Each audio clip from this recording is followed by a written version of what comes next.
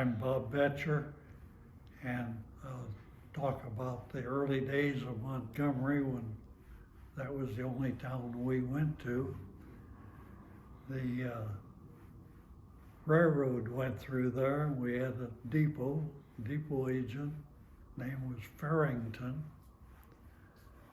and we had 2 elevators, and Mike Elbert had them both. And then start beyond the elevators was the lumber yard, and Bert Worre was the manager of the lumber yard. And beyond the lumber yard was the cream station, and Bill Wallace was the manager of the cream station. And then the grocery store, which was owned by several of the Yeagers. 3 brothers. First one owned it, then the second one owned it, and then the third one owned it. Their names were Bill and Wayne, and can't think of the third one. And then beyond it was the grocery store had 2 floors. The upstairs was clothing, shoes, and downstairs was the grocery store. And we took our eggs there, our cream, of course, to the cream station. And beyond the grocery store was the meat market, and a fellow by the name of Hegley ran the meat market. By the way, his son got killed on the railroad about a mile east of Montgomery. He and another fellow were coming home from Spencer Fair and didn't see the train, and the Higley boy got killed. Anyway, beyond that was the grocery store, and it was known as Martinson's Grocery, and later was bought out by Keck, K-E-C-K, and they ran it for several years. Then there was kind of a street beyond it, and then the old bank, which had gone down the tube in the 29, and the post office was in the old bank. And then as you go across the residential started beyond that. Then you go across the street, and there was a service station, and Bill Gallagher was the owner of the service station.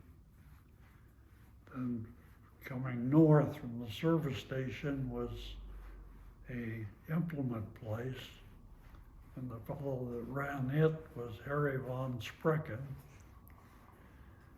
And then there was a street again, and there was Wednesday and Saturday night free movies on that street. They had plank down to sit on, and the screen was on the building, first building beyond there, which was a restaurant and pool hall. Then beyond it was the rest that restaurant and pool hall had several owners.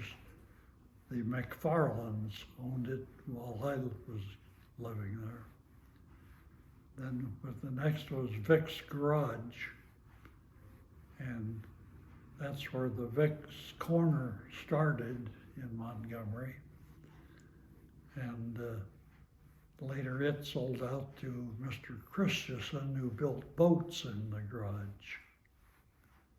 Then beyond it was another restaurant and tavern, and that was run by Jack Murray. And he and his family lived up above it.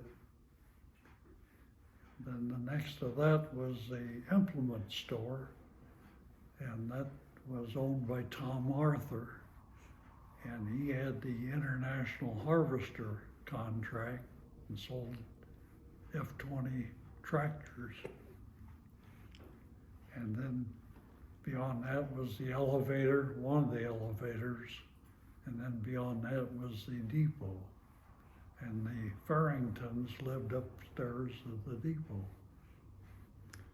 And that was kind of the size of Montgomery. Was there ever a school in Montgomery? Yes, down at the end of, beyond the depot, probably 1,000 feet, was a country school. And it was kind of a little bit bigger than the average country school, but it was, I think it was known as number 5 in that county school.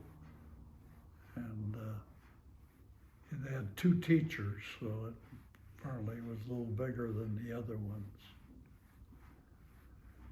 And that across from the schoolhouse was a farm. A fellow by the name of George Mortz was the farmer there. And then, of course, coming back up to the other elevator.